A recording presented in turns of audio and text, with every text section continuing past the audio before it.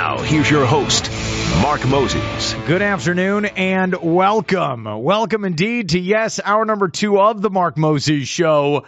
And we got to get this fine gentleman on the phone because it appears he messaged me this morning saying that last night the wrestling pay-per-view he went to was, quote, best live show I've seen, end quote, there in North Carolina. He is my good friend, Chris Graham with the Augusta Free Press. Chris, how you doing today? Doing great. I was up late last night. AEW shows go to midnight, but yeah, it was a great show. Great time up there in Greensboro. You went there because it was allegedly Sting, the Stinger. It was his final match of all time. Did it live up to the expectations for you as a gigantic wrestling fan?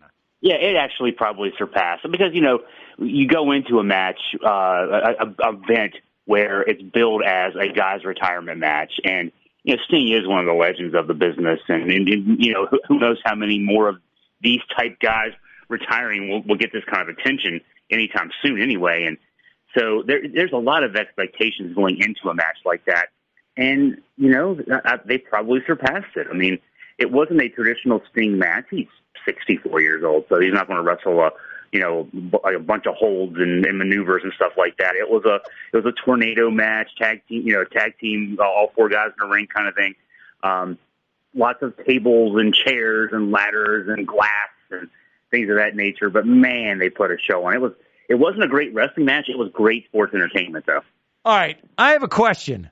I thought your retirement match, you're supposed to lose, but he didn't. He won. That's not what? I thought that's the rule, that you lose your final match. Yeah, you're supposed to lose and put somebody over, and put the next generation over. But you know, the way this was done, and that was certainly a thought on the part of a lot of people in the crowd. The event sold out pretty much within hours of it being announced back in December. You know, Sting was a star. He first became a star in the old Mid-Atlantic Championship Wrestling territory, which was based in the Carolinas and Virginia. Greensboro was the heart and soul of that territory. And so, you know, putting Sting in his retirement match right there in the middle of where he came up in wrestling, great idea. It worked great from a business standpoint. The Young Bucks inserted themselves into it. There's no tie between Sting and the Young Bucks. People were wondering, what are they doing? You know, these guys were behind the scenes. Are they trying to maneuver their way into a win? Then AEW booked it so that Darby Allin and Sting, the tag team, won the AEW tag team title. So all of a sudden, it's very clear if you're a traditional fan at all, man, they won the titles. That means they're going to lose the titles. And, you know, I don't know that the crowd last night would have gone for that. You know, if they're just reading the room, which the plan going in had to be this thing was going to win. But if they were reading the room at all, they would have called an audible and said, you know what? This building might burn down if Sting loses this match. We have to have him win this match. Was that his final match? That's his final match, yeah. You know, I mentioned he's 64 years old. Now, I say this. He wrestled like a guy in his 40s. He took one bump through a table from the ring to the floor. He took another bump from a ladder through a table. He no-sold it, got right up, double clotheslined both of the Young Bucks. Then afterwards, about 5 minutes later, he took he got Irish whipped into a plate of glass and went through it. I mean, so he still got it. You know, the crowd loved chanting, you still got it. But, you know, he's 64 years old. And at some point, you got to hang it up. And no. No. I think he's done. No, I don't think he's done. You know why? Because the man in his corner was Ric Flair, who's 75. And I saw the highlights where he's getting punched in the face. I thought he retired 3 years ago. What's going on here? Oh well, now that you know, Sting could come back, quote unquote, in a talking role. But that said, Sting was never much of a talker. No, you know, there's a role for a guy like Ric Flair who can talk anybody into a building. Sting was more about just the aura, and of course, when he was younger and was at the top of the game as a wrestler, he was so exciting and in a lot of ways changed the game. Big muscle guy who could move. It used to be you were either a small guy who could move or you were a big muscle guy, not both. But no, I don't know that he's someone who's going to be compelling enough to be a manager or anything like that. I really think he's done. I see a lot of posts today where a lot of guys our age are like, man, I grew up with Sting. He was my favorite. He was never my favorite. I respect him. I think he's awesome. He's an all-timer. But I don't get emotionally invested in Sting like other guys do. How about you, Chris? I don't know that I'm emotionally invested, no. When I was a kid, I grew up in the Mid-Atlantic territory. I grew up in Virginia, so, watching these guys every week and seeing the young Sting and everything he did, he was very different than the other wrestlers of that time in the mid-'80s and the territory days. At the time, he was bleached blonde. He was a surfer dude, and literally from California, big muscle guy, tan, everything else, and grew over the years, evolved over the years. He ended up taking on that persona, the Crow persona, and the dark side of Sting and everything else. So I'll give him credit for evolving. There's a very Madonna-like quality there. He didn't stay one thing. He evolved over the years. But no, from that investment standpoint, no. But then, I guess I'm a guy who drove 3 hours to see his last match because I had the opportunity to do so in person, so I must have been invested a little bit. Where were you guys sitting at? We were, lower level near one side of the entrance ramp stage. And so for that last match, there was a spot where one of the Bucks and Sting were sort of fist fighting there on that side of the stage. They were 20 feet from us. It was really cool. And then Sting got suplexed into it off that platform onto a table on the floor, and off camera, I'm sure. Of course, I wasn't watching on TV, but I'm sure it was off camera. Sting, he sold it off camera. He laid there writhing in pain. He probably was hurting, but given that he no-sold some things later, I'm thinking it was definitely a sell. But he was there for 5 minutes crawling, and he crawled for a few feet, and he kind of collapsed, and he was doing that off camera just for the relative few fans who were there, and people were chanting for Sting. Come on, Sting, get up there, Sting. So really cool. But yeah, we had really, really good seats for the show. We're at Chris Graham, Augusta Free Press. Why were there other things on the card? Other matches? And the way a pro wrestling pay-per-view goes these days, the show started at 7 with the quote-unquote pre-show. Oh. The live show started at 8. This match, I think they started the ring entrances around 11:10, so it was a long night. But I will say this: AEW had been disappointing me for the last few months. They lost CM Punk last fall. It seems like they've been going in circles a bit. MJF getting injured, their former world champion, he's been out for a while now. And so going into the show, I was okay. I'm going to the live show. I hope it's a good live show because I've not really been impressed with TV. They put on a great live show last night, and it all made a lot of sense. They didn't do things that they had been doing wrong.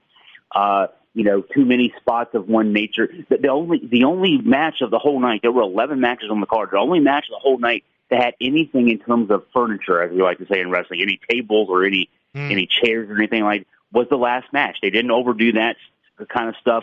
They had other really good wrestling matches. Will Ospreay, who's a huge free agent signing from New Japan Pro Wrestling, debuted, put on a barn burner of a match with a Japanese guy, Konosuke Takeshita.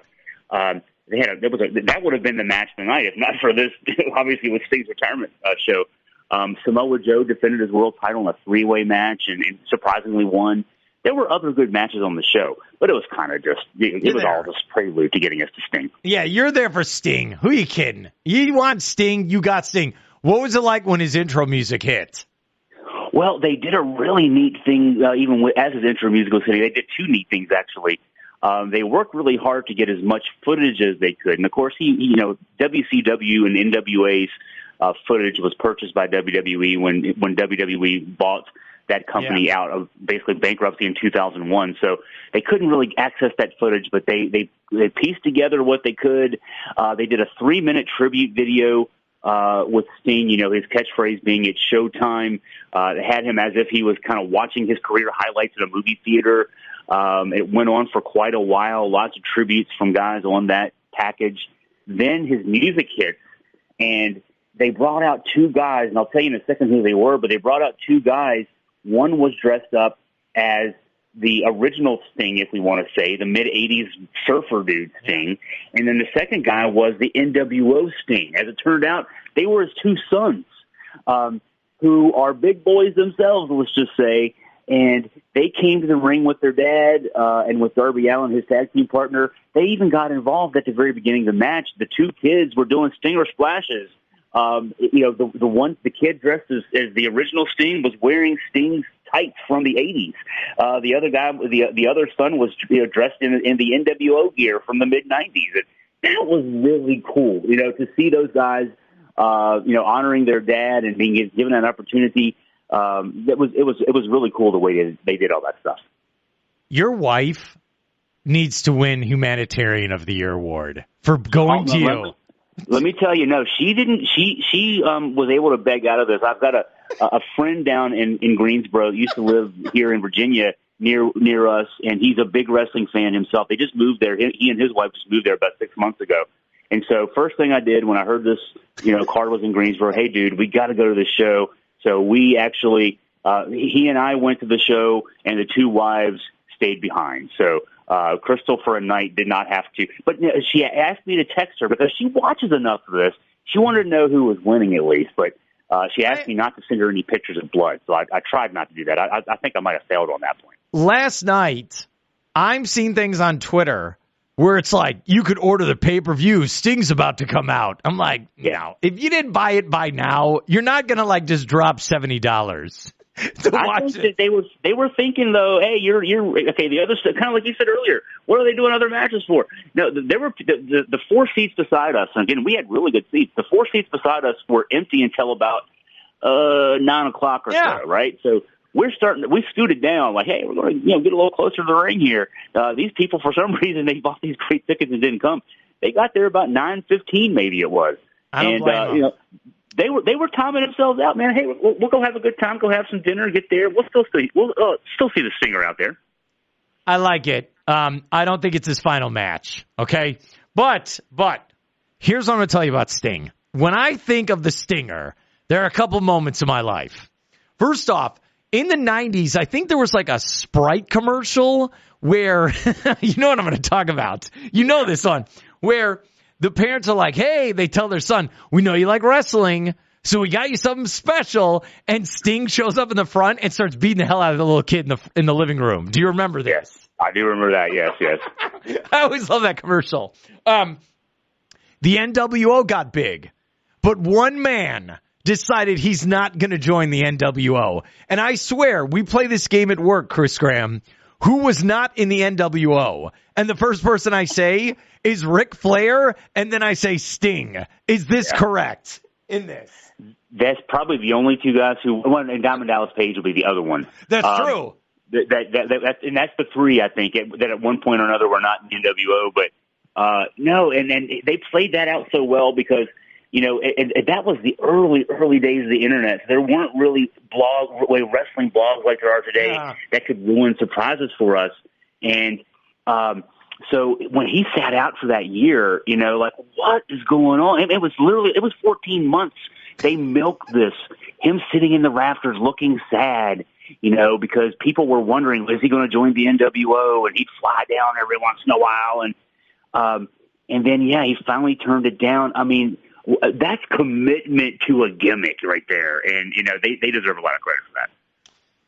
Yeah, he was in the rafters. And, oh, my God, it's Sting. He's up in the rafters. It's so great.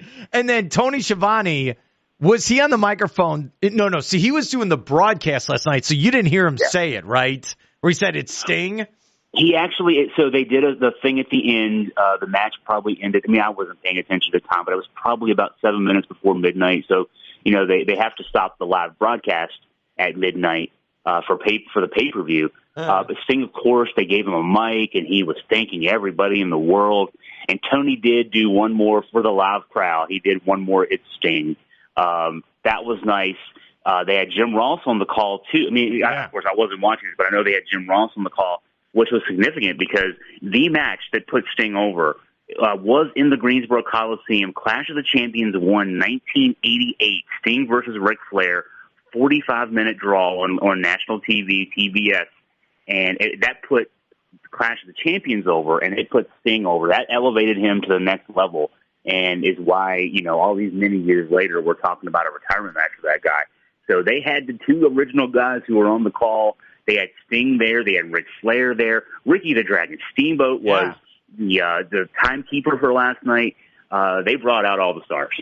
All right, when I retire from radio, or whatever this will be in a couple years when we're all broadcasting on TikTok, I think my final broadcast is you super kick me for the 1, 2, 3, and then I end my career. Will you do that for me? On TikTok, it's got to be quick, so because we don't want to lose people's attention. But I think I can arrange for that. Yeah. You know what I don't like?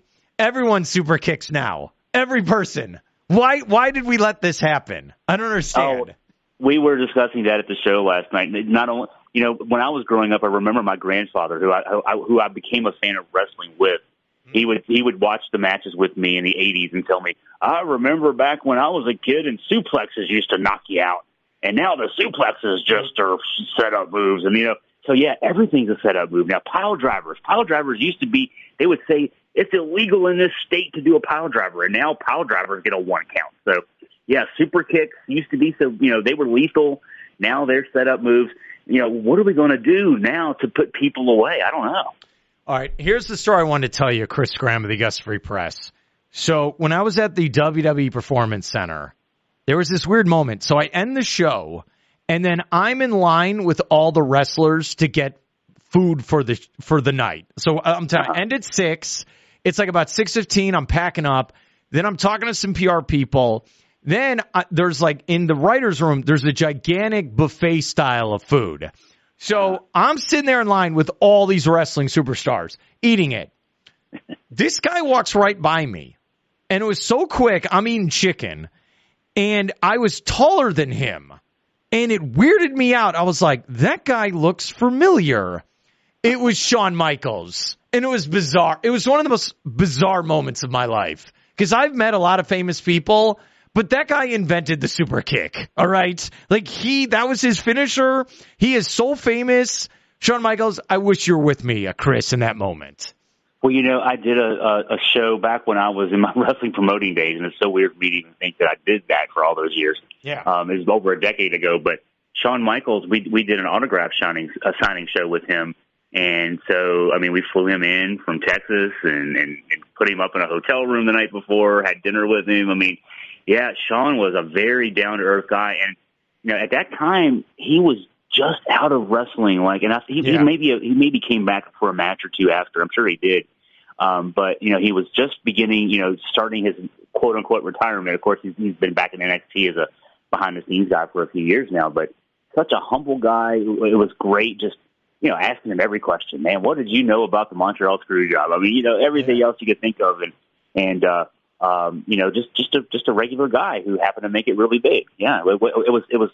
So that experience with you, that'd have been pretty cool too. It's bizarre. When you're there, I'm not allowed to talk about anyone that I see when I'm live on the air because you don't want to ruin it for that show that night. So what was it? Gallows and Anderson? Is that the name of that tag team? Yeah. So I said hi to them, and they walked by, and then Brian Pillman's son, what's his name now? The King or something? Lexus King. Lexus King, he's there. And then the weirdest is that Chauncey, what's her name? She shows up in the tank. I can't. So literally, I saw her for a minute. Then it's a surprise she comes out that night. I'm telling you, because the last time I was there, Finn Balor walks by me. I said hello to him. I was not allowed to say a word during my live show. And Finn Balor's super famous. And then Rhea Ripley, is that her name? Yeah. Rhea Ripley. Yeah, Rhea Ripley. I always say it wrong. I know. It's a good thing I'm a broadcaster where I butcher people's names. So it's like her. It's like the weirdest thing. You can't talk when I'm on the air, and they're all walking by me. I think John Cena was there last week. My head. Yeah, and you're bursting. You want to say something, but you can't. No, you can't. You mentioned Luke Gallows. Gallows. He worked one of the shows that I was part of, local shows. He was in between stints in WWE. Another nice guy, also a big fellow, as I recall, 6'8" or 6'9" or so. Big mountain of a man. All right. So when I got there, I park my car, and this black Range Rover SUV, tinted windows, parks right by me at the same time, okay? And I get out, and I see this woman, and it was Charlotte Flair. And we just like, hey, it's so weird. Okay? Yeah. Like, but you would have liked this. So the security's like, I pull up, and security guard's like, oh, you're Mark, right? Yeah, we got a space for you. Don't worry about it. So me and Charlotte Flair, private parking at the WWE Performance Center. I mean, you have made it at this point when you're in the same breath as Charlotte, same breath and same parking lot as Charlotte. That's right. And Tiffany Stratton, she parked right by us as well. And I knew when I saw Tiffany Stratton at house shows here in Melbourne, you could just tell. Like, she's got the it factor. And it's funny, they brought up to SmackDown in the last 2 weeks, and you could see where the crowd's starting to cheer for her. Like, hey, she's athletic, she's got a good look, and she's got a, kind of a heel personality. I think she's going to be champ in another year. That's my pick.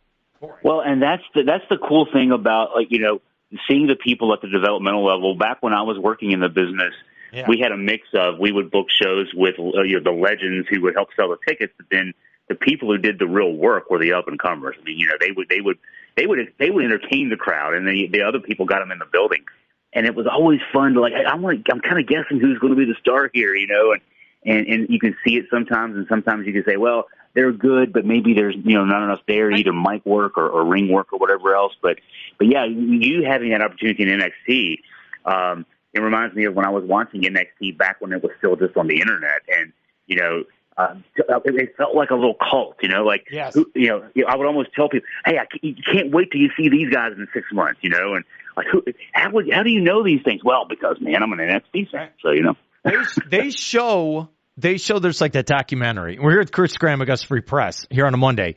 They show you I'm trying to think. I don't know. This might have been early 2000s where it's that Ohio Valley Wrestling. Yes. Where dude, at one point it was John Cena, Brock Lesnar, Batista, and Randy Orton were all there before they got big. In a little hole-in-a-wall building in Louisville, Kentucky. Yeah.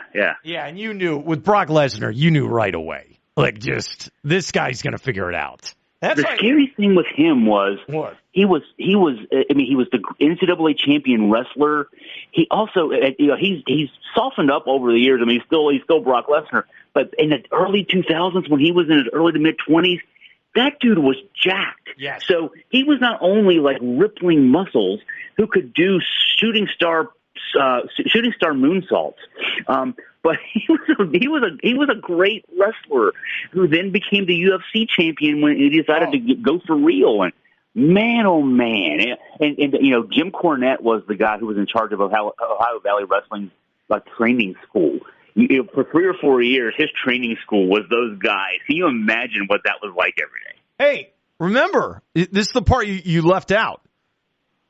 He becomes the champion in WWE, then leaves to try out for the Minnesota Vikings as well. Yes.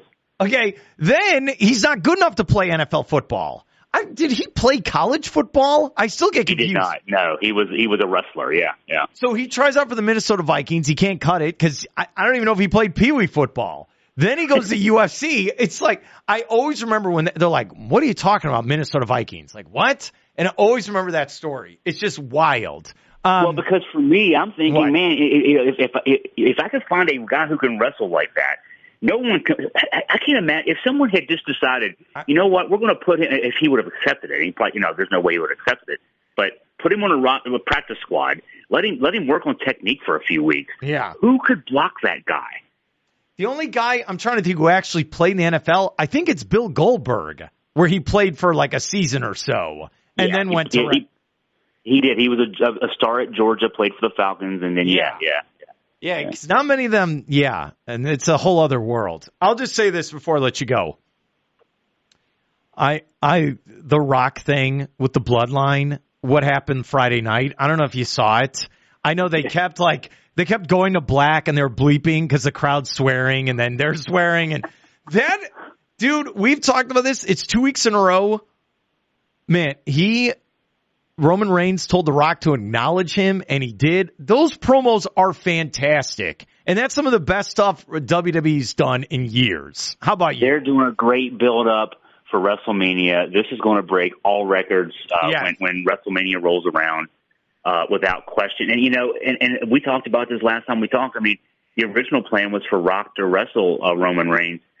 They backed their way into this, but it's going to be better this way because of just the interplay between those two on these weekly segments. Oh, my God. Oh. And what they did in Utah, this is going to be a traveling circus for the next few weeks. The only question we've got is, can Peacock handle all the demand? That's the big question. That is a good question. I think it's must-see TV. A Friday night, it was awesome. It really was. And The Rock, he had to acknowledge Roman Reigns. I never thought I'd see The Rock actually show up and then, help the business. I think since Vince McMahon, that whole debacle, I think he's really had to step up and help the business. And it's really cool to see. And he's playing the guy who famously said, know your role, he knows his role. His role is, okay, I'm going to be a supporting player here. I want to chalk it up. But what a great supporting player to have. And it doesn't make him get in a match. I know we're heading towards a tag team match, as we talked about last time on the Saturday night of WrestleMania. But a tag team match, he's not going to have to tax himself to that. He'll do a few moves. He's not going to get hurt in that. But his best quality at his age of 51 now is to talk. And he will talk people into that building. All right, we just went 25 minutes on wrestling. Okay, so I think you have to come back in 2 weeks, and then we'll do our brackets. Okay, let's do that. I'll be ready for you. Chris Graham, Gus Free Press, thanks for your help, and have a great day. Thanks, man.